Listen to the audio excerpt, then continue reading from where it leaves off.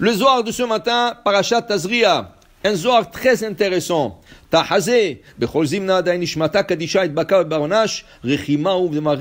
Il dit, tant que la neshama elle est collée à l'homme, il est aimé par Akadosh Baruch Hu. Mais il faut savoir, on a déjà expliqué dans un des cours, il y a 3 parties de la neshama. Il y a Nefesh, Ruach, Neshama. Il y a même 5 si on veut. Il y a Haya, Yahida. Mais on parle de 3 qui sont là quotidiennement. Nefesh, Ruach, Neshama. Et il dit ici le Zohar, la partie de Neshama. On a dit Nefesh se trouve dans le foie. Ruach se trouve dans le cœur. Neshama, partie qui s'appelle Neshama, se trouve dans le cerveau. Tout le 3, c'est une âme. Mais elle est divisée en 3. Et la partie qui se trouve dans le cerveau, c'est la partie qui s'appelle Neshama. Et il dit ici, Dahi de Salka le'ela umemalela kame malka kadisha. C'est elle qui monte au ciel et qui parle. C'est la partie qui parle. D'ailleurs, quelqu'un qui perd la parole, parce qu'il y avait un problème au cerveau. Okay? Il avait un stroke. Oh, il y avait alors, tout ça, c'est la partie du cerveau. C'est la partie Neshama. C'est la partie qui parle. Il dit ici, c'est elle qui monte dans le ciel et c'est elle qui parle devant Akadosh Baruch Hu. Et d'ailleurs, quand on dit, Vayi Adam, le Ruach, Vaipach Be'apav Nishmat Chaim, quand le Bereshit, on dit qu'Akadosh Baruch Hu a soufflé un souffle de vie dans Adam, le Targum, Uziel, il dit, Jonathan, il dit là, et Uziel, les deux, il dit ici, Ruach Memalela. La partie qui parle, c'est la Neshama. C'est la Neshama, Ken? Et c'est pour ça, il dit que cette Neshama, Akadosh Baruch Hu l'aime, parce que c'est elle qui vient chaque jour lui donner le rapport. Qu'est-ce qui a fait cet homme? Il y a une chose très intéressante dans la prière de Shabbat. Dans la prière de Shabbat, il y a une prière très spéciale que nous faisons que le Shabbat. La prière s'appelle Nishmat Kol Chai. Nishmat Kol Chai, Tevarech et Shimcha Adonai, Veruach Kol Basar. Pourquoi on dit Nishmat Kol Chai? La Neshama de tout être, loua et louara la Akadosh Baruch Hu. Il dit le Rav Frida, Rabbi Chaim Yosef David Azoulay. Il dit le Rav Frida, ce mizmor là, il parle de la Neshama.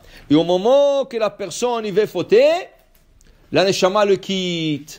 Okay? Alors même un rachat, sa Neshama est en train de louer Hachem. Pourquoi? Parce que la Neshama, la partie Neshama qui se trouve dans le cerveau, elle ne participe pas au péché. La partie qui participe, c'est Nefesh. Peut-être Ruach. Mais la Neshama, la partie Neshama, elle ne participe jamais à un péché. Si tu fais un péché, elle te quitte. Alors, c'est pour cela que cette partie qui s'appelle Neshama, c'est elle qui peut louer Akadosh Baruch Hu. Alors, cette louange, c'est très important que vous le sachiez, a été écrit par un grand rabbin à l'époque, dans l'année 1450. Le Rav s'appelait Rav Koluminus. Le Rav Koluminus était le rabbin Rav Rashi des Ashkénazes à Jérusalem. Koluminus, peut-être des racines, c'est ça, peut-être, je sais pas, grec ou chose comme ça. Mais lui, ce Rav-là était à l'époque de Harizal. À son époque, il y avait des programmes contre les Juifs. Le Goïm tuait des gens à eux et il les jetait dans des cours des Juifs. Et après, il venait dire que les Juifs ils voulaient utiliser le sang pour faire la matzah, pour faire toutes choses de choses. C'est ça, dans tout le pays. C'est arrivé à Jérusalem. Le rabbin, ils ont pris un enfant à eux, Goï, ils l'ont égorgé. Et ils l'ont jeté dans la synagogue. 15 minutes plus tard, tout le chrétien qui avait autour, le curé, il a fait un discours. Vous savez que bientôt c'est Pessah, c'est le juif, et ils doivent pétrir leur matzah avec du sang. Venez, c'est sûr qu'ils ont tué qu'un de nous. Et il y avait un enfant, il se dit, cet enfant il manque. Où est-ce qu'il est? C'est sûr que les juifs l'ont tué. Il y avait une foule de goïms qui venaient avec des couteaux, avec des haches pour la communauté juive. Et le curé, il a dit, ça doit être dans la synagogue. C'est là où ils se réunissent. Ils sont venus, ils ont trouvé le mort. Tout de suite, ils voulaient tuer toute la communauté juive. Ils étaient en furie, tout le goïm. Il y avait le Rav Koluminus, il les a arrêtés. Il dit, donnez-moi quelques minutes. C'était un Shabbat. Et le cadavre était dans la cour de la synagogue. Le rabbin, c'était un Shabbat, il n'avait pas le choix. Il a écrit une amulette, Shem Ain Bet. Il a écrit le Shem Ain Bet sur un papier, le Shabbat. Le Shabbat, il n'avait pas le choix. Il a écrit le Shem Ain Bet, il lui a mis sur le front du petit. Du coup, devant tout le monde, le petit s'est levé. Il a commencé à parler. Le rabbin lui a dit, quel est ton nom? Il a dit son nom. Où tu habites? Il a dit son adresse. Qui c'est qui t'a tué? Il a dit le curé. Oh là là. Il a dit le curé. Avec 2 autres personnes, ils m'ont tué et ils m'ont jeté ici.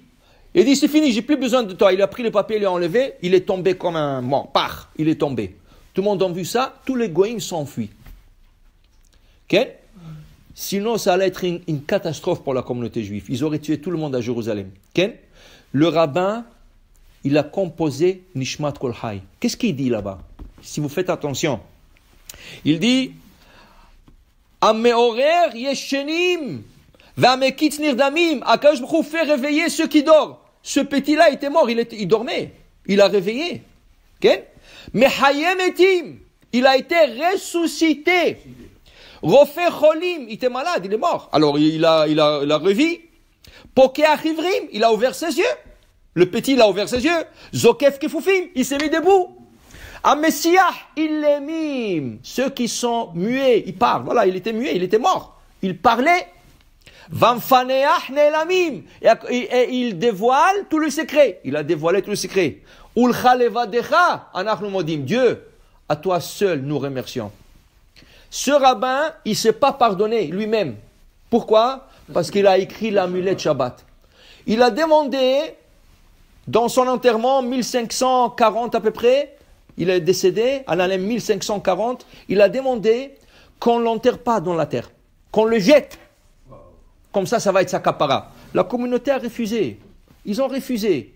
Ils l'ont pris, ils l'ont mis dans un cercueil et ils l'ont emmené dans le monde des oliviers, Arazitim.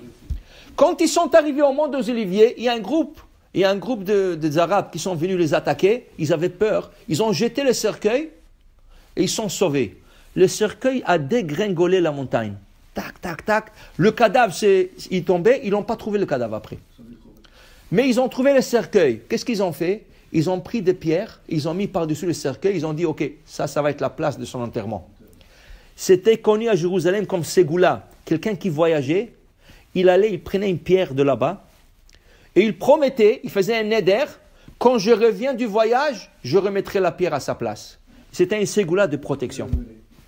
Et après, ça a disparu. Oui, sur la tombe. C'était sur la tombe, sur le cercueil. Ils ont mis de pierres et les gens prenaient. On ne sait pas où il est. Le cercueil était par terre. C'est ça, on ne sait pas. Mais pour te dire, Rav Kolominus, quelle grandeur, il a écrit Nishmat Kol Hay. Nishmat Kol Hay, c'est la Neshama qui parle. C'est la Neshama qui va. Alors, qu'est-ce qu'il a dû faire? Il a dû prendre l'âme de ce petit-là et l'a ramener. Il a dû ramener cette âme. Alors, il dit, Zohar, voilà, l'importance de l'âme. Pour te dire combien elle est aimée par Akadosh Baruch Hu, qu'elle parle. Elle parle et elle donne le compte rendu chaque matin, chaque soir. Baruch Adonai Le'olam, Amen, ve Amen.